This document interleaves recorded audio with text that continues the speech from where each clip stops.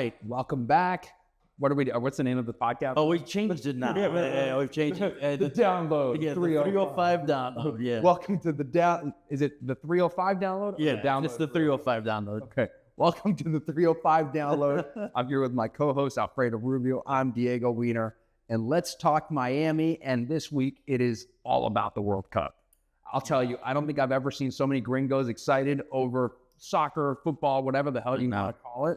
And it's great, man. Dude, it's awesome. And I'll tell you, I think one thing I do have to talk about, and I think it speaks volumes about the U.S., is I watched a video and it was like comparing and contrasting, how teams are greeted in Canada, the U.S., and Mexico. Okay. Canada, no one seems to know what's going on. So like there's not a lot of fanfare is the joke that's going around. The U.S., players are literally getting off the bus and getting wanded and, detained. I've read that for hours, referees, players, hassled. Welcome to United States and airports and security as usual.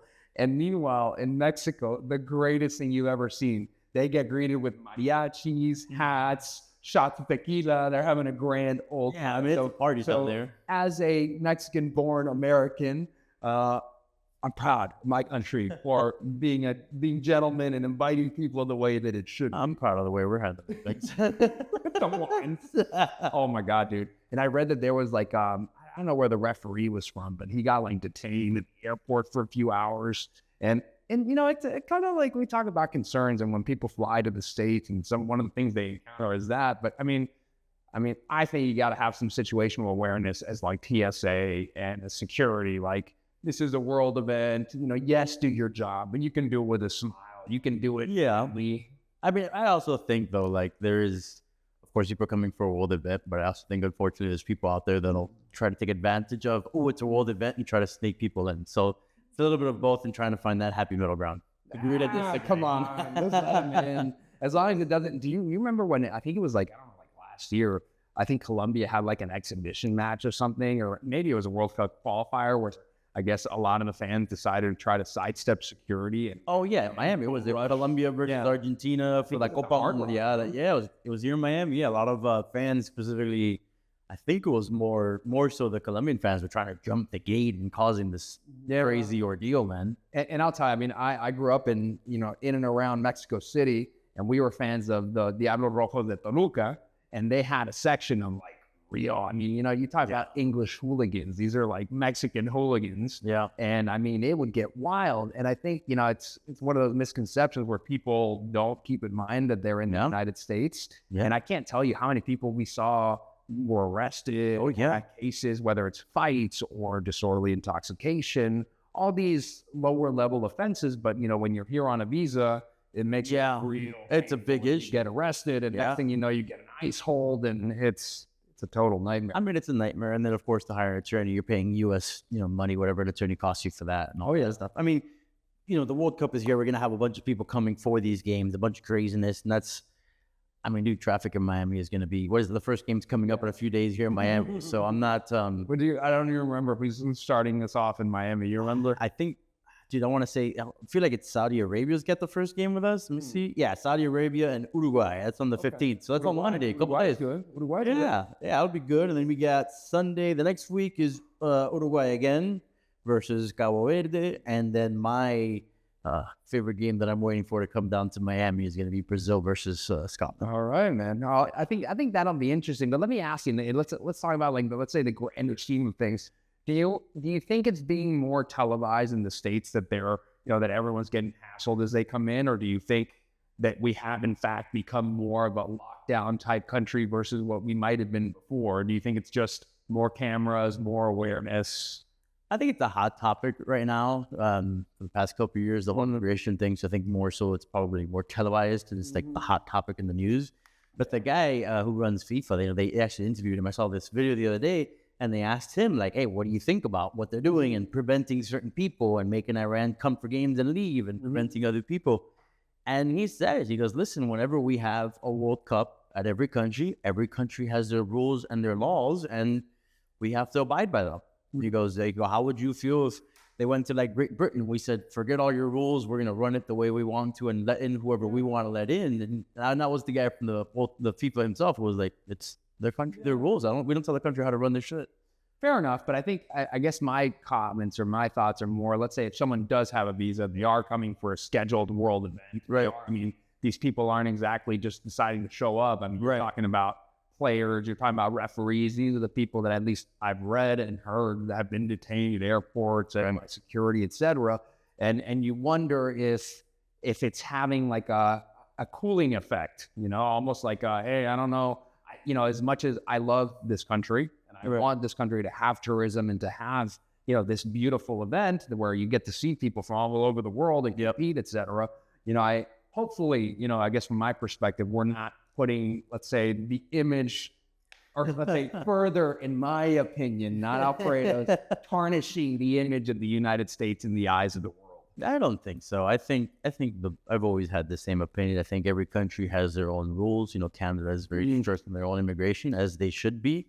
And that's okay. Remember, we're talking about visiting, not immigration. Yeah, but that is part of it, though, right? Like whether immigration goes, whether you're trying to stay or just trying to visit, on the same platform. And I think, let's see if the all-Iranian team decides to stay in the United States.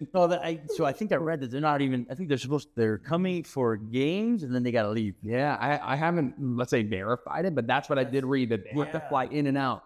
I mean, so they're going in and out of Mexico, basically. Like they're staying in Mexico, flying here, then going back to Mexico, flying here, going back to Mexico. And I don't know if that's a U.S. government thing or an Iranian government thing, but I mean, you try to see it from the player's perspective. I played high school football, college football. You played sports as well. How exhausting would it be to, come play? And it's one thing if it's one game, you'd fly into somewhere, play, fly out, and go home. Right. But when you got to keep coming back to the tournament, well, I mean, at the same time, they're playing in different cities anyways. It's not like all the games are in LA, all the games are in Miami, all the games are here. They got to fly around to the different cities. I haven't even looked at Iran's schedule. Yeah, I have no idea. Yeah, I could be talking shit. They're playing every single game in the exact same stadium every day. Every day, I'm like, oh shit, my bad. Like I was laughing though with my brother the other day about hey, like North America, let's go. Canada, Mexico, the U.S. Mexico 2-0 winning, love it, first win. U.S. 4-1, I think it was. Yeah, it was a great game. The ever living, out of Paraguay. Yeah. And Canada, tie. 1-1. Come on, Canada. I'm so glad we won that game. Paraguay's got a really good, from what I've read, right? I don't follow it as much as I should because I love soccer. I mean, I play two times a week. I know you're in tournaments. I like this. But from what I've read lately, they've got a phenomenal team this year, a really good defense. One of those, people say like, oh, the defense to watch out for, the defense no one wants to face. But man, the U.S. last night, I was talking to my buddy, and one thing he said is so true. I don't think they expected the U.S. to play the way they did because that's not the usual U.S. team. I mean, dude, the last goal, we were winning 3-1. It's already in injury time at the end of the game. And I was so impressed. They brought the ball all the way back to the goalkeepers, all the way back, and then moved it up and scored. And they don't do that. Just not U.S. soccer. And so it was amazing to see. I was like, wow, these guys really brought their A game, and I'm intrigued to see what they do for the rest of the tournament. Well, I'll tell you, I think, at least in my mind, having, spent the first, let's say, early years of my life in Mexico and moving here, I always wondered why the United States is not like, let's say, the head honcho as far as soccer goes. And my thought was like, hey, like we're, the U.S. has always had a reputation of attracting the top talent, the top sportsmen, sportswomen, et cetera. And for whatever reason, soccer's never been, let's say, that. But let's hope, and as we hope, every World Cup and every World Tournament, that this is the year. I think when you go into that, the MLS has never, in my opinion, until recently, you got Messi now and all these guys playing, but it was never really an attention drawer, right? It was never a sport that in the U.S., Americans in general really watched, like they did football and basketball and baseball, and the thousands of dollars that fans will spend on a game and T-shirts and memorabilia and all that stuff. You don't see anybody out there going, man, I'm a diehard Inter Miami fan. Oh, you're not. No, but I also read that part of the reason the U.S. team is so good this year, why they might be like a dark horse candidate, is because most of them are from, I think they play their professional soccer in the Premier League, for example. Yeah. So I don't think the U.S. has quite made that jump to being the, let's say, the league. Right. But hey, man, I mean, money talks. And you're paying people hundreds of millions of dollars, et cetera, you know, and when you have the market, you have the TV contracts, or I don't even know if it's TV contracts anymore, or streaming contracts. I know, for real. You know, so much. oh, man. I was trying to look for, you know, I think a baseball tournament, the college baseball World Series. I feel like you got to sign up for a damn new streaming, you know, thing every single time. And I think this is like a millennial struggle because we're so used to watching, whether it's cable, DirecTV, Xfinity. Xfinity was my favorite. You turn on Xfinity and turn on whatever the hell you want. But you also had to grow up where there was a commercial and you wanted a drink. You had to book it and run to the kitchen, right? So run to the kitchen, and you guys simply going, "It's back on." You're like, "Shit!" And you're dumping furniture and stuff just to get back. Yeah, I miss those days. Now, you know, everybody just hits pause and keeps going. You know, it's plus and minuses. Plus and minuses with everything. You got to pay for the damn streaming service. I think the millennial issue is who's paying for what. Well, how many do you guys are paying for one? I only got one. Really? But I have to say I may be pirating my mother's other account and my brother's other account. Although I tell them very proudly that I'm the one that pays for Spotify. So right, yeah. I deserve access. Dude, I have, my God, I got to think about this. I must have like 5. And I use every single one. Yeah, because there's either a show or movies on every single one that I watch. The one I got recently, it's like an upgrade was, so I always had Hulu for a long time. And then more recently, I said, let me get Hulu Live. Like, let's see if it's worth it. Dude, 100% Live. Oh, I'm watching the World Cup on it. I think we watched a baseball game the other day. Yeah, that's good. That's good. Baseball game. I like YouTube TV because they add all because you can buy like the Red Zone package. So you can buy the same shit on Hulu Live. I don't know, but I don't buy those packages. So for me, it wasn't that thing. Yeah, no, my girl likes YouTube, so she's thought about getting YouTube TV because she lives on YouTube for like the music videos and that's watches movies on there. And it's funny because she's like, I'm gonna watch this movie, and I'm kind of like, it's on Hulu. Yeah, it's already on YouTube. I'm like, yeah, but then if you leave and you come back, you got to start all over again. Yeah, that's a fact. You know, it keeps you going where you're at. That's a fact. Although she found yesterday, so she loves to listen to audiobooks, big thing of hers. And yesterday she found out. I love audiobooks. She's been listening to them on YouTube, so every time she's got to like fast forward, remember where she was or whatnot. And then she found out I had an Audible account. And she's like, oh. Tell her those credits aren't free. You might get 1 credit a month, but and she's like, "Hey, you have 12. Click." Yeah. Like, okay. Yeah. My thing is, like whenever I made a habit of listening to the audiobooks while I'm at Lifetime. So like, for your whole cardio, whether it's 30 minutes, an hour, whatever it might be, you're on the audiobook. Yeah. And I've gotten to the point where you start playing it not at like real speed, but you're doing it like 1.25. Yeah. So you're like burning through these, trying to get through like in like 8 hours or whatever. And by the time, like it's like, oh, this is great. Yeah. By the time you're done, I've like spent like $100 per month on this audiobook app, but whatever. And listen, it's education. I got to be honest, when I'm at the gym lately, I've been putting on YouTube because now I didn't know this till recently. Fuck me. But basically, if you're on a YouTube video, I can lock my phone and the video finally still plays. Or back in the day, I would lock my phone. And so you must have like that YouTube Premium or something because every time I try to do that shit, it like turns off. You don't have it. It would always turn off on me or pause. What the fuck? And then recently, I locked my phone by mistake. I was like, shit. I went to go get my phone and it kept playing in my headphones. And I was like, I've unlocked the code. Now, I don't know what I did. Finally, YouTube. But I don't touch them. I'm not touching it. Yeah. Maybe it's because I've been posting on there lately. So now they're like, you know what? You're a content creator. You're all content creator. You're a content creator. You're a content creator. I don't want you to demean it. I think we're up to like 13 views for a video. And I'm just, I don't know. I think I got 15 on the last one. No, but I've got, my own personal account on there too. And that one's like doing okay. Okay. It doesn't get that much. Yeah. I haven't broken the YouTube code yet, if you will. No, but I just post my content on there and it just started working. So I do it because I was looking at speaking of content creation, like watching videos about it, watching videos on video editing and all that stuff. So I just put it on, lock it. I'm at the gym. I'm on the freaking treadmill walking. Yeah, just fucking listening the whole time, trying to learn, man. It's having a lot of fun with it. I'll tell you, I think we're in an age, and I whether you're millennial or the next generation, you and I talk a lot about content creation. Yeah, we both have our very active Instagram, TikTok, Facebook, YouTube, whatever it is, the podcast. And, and it's so funny, you and I remember you shot that video for me. Yep. And the video did like 1.6 million views, right? Incredible. Did you get up and I thought 1.6 million. And, the crazy part is it wasn't just the views, because some of them, I have some videos that'll have, not to pat my own back, but it'll have like 70,000 views, right? All about like, criminal defense, just like you do the ones about PI. And they don't get shared often. They don't get commented often. And all of a sudden we put out this video and Alfredo helped me with the video, filmed it, helped me come up with the script, etc.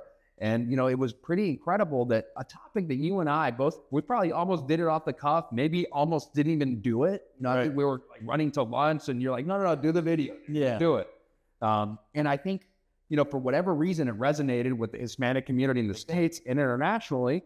And it seems to, not only got 1.6 million views over the span of a couple of weeks, it also got, I think it's like 30,000 likes. It got like 1,000 comments, like over 1,000 shares. And, and I think as like people that live in Miami and content creation has become such a part of every profession. I don't care. Yeah. I mean, if you're a lawyer, your doctor is telling you, if they're in private practice and they're like, oh, I don't do that, I think they missed the boat. They missed the entire perspective. And I think, you got to keep trying and, you keep trying to mirror. Once you hit a video like that, you keep trying to mirror it. But I will tell you, I do think that to a certain extent, once you have a video that hits numbers like that, I remember we were talking like your Cuban coffee video that you did, and it got a ton of responses. I think the platforms kind of realize that, hey, you're putting out something that at least, whether it's good, bad, or otherwise, people are responding to. Yeah. And it seems to push it more, but I think and now we spend half our time trying to recreate the damn thing and try to come up with that formula. No, but I think for people who live in Miami, I think we're all on that common struggle of you want to be successful in your career and leverage everything you have, including social media. And it's kind of interesting that sometimes it pans out, sometimes it leads to business, other times it doesn't. And what can you do? I mean, I think the biggest thing that I've learned creating it and you've been doing this a lot longer than I have. I started a few months ago, but from what I've gathered and seeing which videos do well, which videos don't, I've realized that I think you're right. I think the algorithm or, the system will push your content more, especially when you're consistent with what your personal brand is. Yeah. Right. So if you're posting videos of 20,000 different topics every week, like the algorithm doesn't know who to push your videos to. Yeah. It's so different every time that the audience is always different. So it doesn't know who to show. But if you stay consistent with what you're doing, you're doing the criminal. I do a lot of PI and also Miami culture because I just love our city so much. Yeah. I love doing it. And I watch it for recommendations a lot. The other day I was looking for like the best sandwich. Let me see what Alfredo said. I mean, I laugh all the time. Some guys like, oh, someone like you would know. I'm like, yes, I do. Thank you very much. I've tried them all. I appreciate it. Hey, and I'm a reform fat guy. So I'm with it. I'm, desserts, food. I love it. Dude, and it's just so, I think a big factor too that people read when you do your videos and I do mine is that we're passionate about what we talk about and we enjoy doing the videos. We're not just doing it to do it. We know people who have gone on social media to post because it's like you said, especially in this city, in any big metropolitan city, it's a good way to stand out. It's a good way for people to get to know, us as individuals. It's why we do this podcast, it's why we share our experiences. But some people are so robotic on there and so like stiff. And look, don't get me wrong. When you start off on camera, you're going to be that way because I remember we both had our initial. Have you ever been in a car accident? These are 5 things. We've all been there. Yeah. And so I think some people give up too soon. I mean, we've gone way off topic, but I think some people give up too soon. It's our podcast. Yeah, no, right? Talk about we don't like it, log off. But no, I think some people just give up too soon and they feel like, they do it for, even a month and like, it's not working. And it's like, you've been doing it for a month. I mean, I think, I haven't been doing it long enough. I haven't even reached the 3-month mark yet. Some of my videos have done pretty well. Some of them have done average. And I feel like, I got to give this, at least 6 months to a year to really see that growth and stay consistent with it. The other thing people do is they'll post once a week and just, throw it out there. And it's like, it's 3-4 times a week minimum. If you can do 5 or 6, even better. But if you can at least get 3 or 4, and then get some stuff out there and have fun with it. I mean, sometimes it's too serious too. I have fun with it, man. I don't. Yeah, and I think people respond. I mean, I'll tell you, and it's kind of funny, because you get almost more like people that disagree with you than agree with you. 100%. But you know what? I think at least for me, it's helped me like really like when you're giving commentary on any particular topic, like, hey, people aren't always going to agree with you. And I remember when I first started, that was one of my biggest like, oh, well, shit, I don't know if I put anything out that's too divisive because, But at the end of the day, if you know what the hell you're doing, if you're giving good commentary and like, for example, like I'm actually a criminal defense lawyer. This is the shit I deal with every day. You're actually a personal injury lawyer. Like if you're giving advice on something you have no idea about, yeah, you're going to find yourself in some shit. And I would not advise that. But I think the minute you focus in, as you said, on your brand, on your focus, on what you're doing, I really think it's like, hey, good. Tell me whatever the hell you want because I know what I'm doing is correct. So, if anything, you'll get those like SCE comments that are real constructive, by the way. Thanks, guys. But I had one guy, dude, I had one guy comment there, like, I can just chat GPT this. I'm like, no, let me know how that works out for you. Yeah, good luck. By the way, they can subpoena those records. Yeah, good luck. So they, and look, I'm not gonna lie, a lot of the stuff that we do and the information that we share is easily able to find online. We're not reinventing some secret hidden gem out there. We're just sharing our experiences, what we know, and having fun with it. And hopefully it helps someone out there in case they need it. Hopefully someone finds it interesting. And if you don't, you don't. I mean, I do it, to help people as much as we can. I do it to have a good time and share that information. And I do my content because that's what I specialize in with the PI stuff. But dude, I got to tell you, the Miami culture stuff I do with like you were saying, the best sandwich spots and the pizza spots. Now that gets some people talking. Oh, dude, I have so much fun. It's so controversial because at the other day I named like my favorite pizza shop in Miami is the Big Cheese.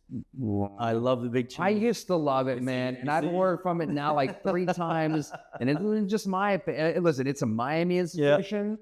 I remember when my parents, when I was a kid, would say, we're going to the Big Cheese. I was like, yeah, but man, I don't know, dude. I don't know. Recently, I've had some bad experiences. When's the last time you went? Well, I ordered. Yeah, but now it's everything Uber. So I ordered from them probably like 2 months ago. I was in the middle of trial prep. Got you. And I was like, hey, for nostalgia's sake, I'm going to order the Big Cheese. Yeah. Order the Big Cheese. And I mean, it wasn't that it was bad. It was just disappointing. You like a certain level of a certain standard when you go there. And I think you've gotten too bougie.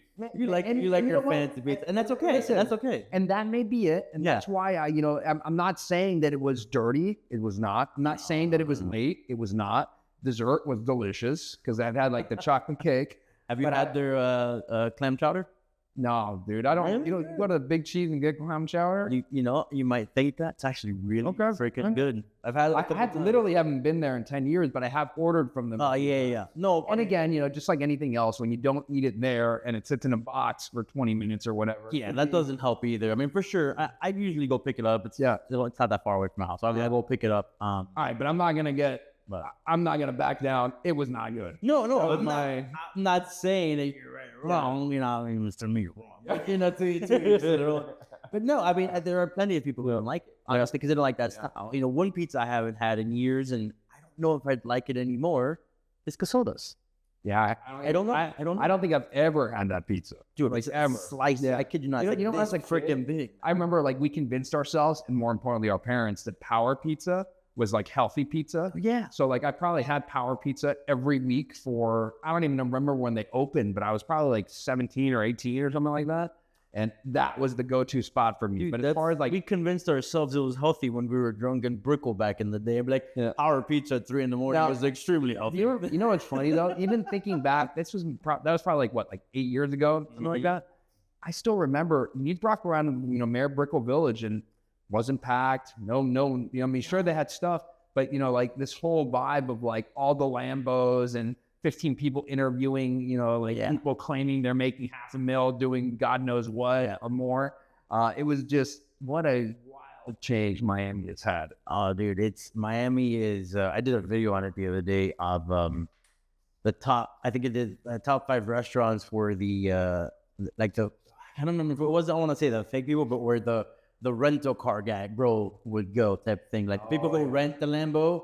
And they're like, I'm going to drive around a Lambo. And I named I'm like, bro, these are where you're going to see them. And although I like this restaurant quite a lot, I do believe a lot of these people go there, and it's Prime 112. Yeah, I A lot of love Prime number 12. And I'll tell you Good what, stuff. that's another place I haven't been to in probably 2 years. I went there. I went there recently, a few months ago. Still just good. Still just as. I mean, we had a every day great time. on a whole different level. Great. I But you remember find Campbell, all the rented- tomahawk steak, Oh yeah, and that was Juan, it's we just remember you ordering a 7-pound lobster that nobody ate. stuff.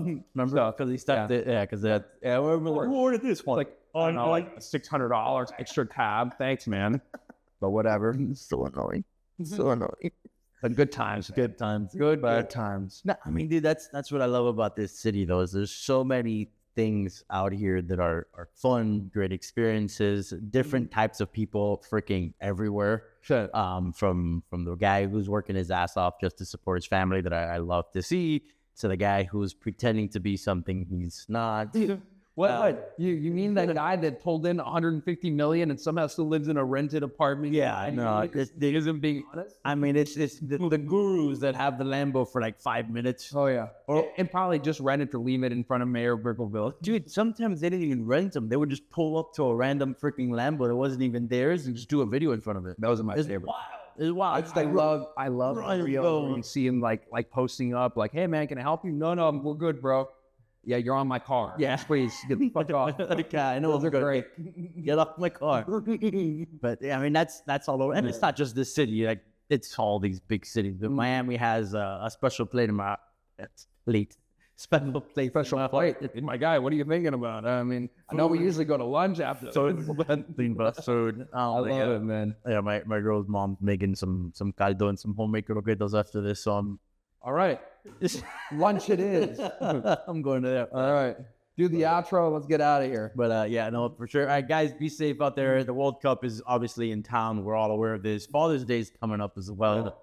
Be safe, have fun, don't drink. Don't make your dad pay on Father's Day. All right, pick up the pay on check. Father's Pick up Day. the damn check. And biggest thing, don't drink and drive. Take an Uber. They're everywhere. We know there's going to be a lot of traffic. What is it? Bayside's having some watch parties. Coral Gables will probably have watch parties. Lifetime's having a party. Second party. Everywhere. So just be safe out there. Traffic's going to suck for the next few weeks, but just watch it from home like I'll be doing because it's free and it's a better seat. Well, it's not free because you got to buy like 8 different streaming services, but sure, it's free. Listen, I'm already paying for it anyway. Yeah. So to me, it's a free watch. But all right, thanks for watching. Have a good one, guys. Appreciate you.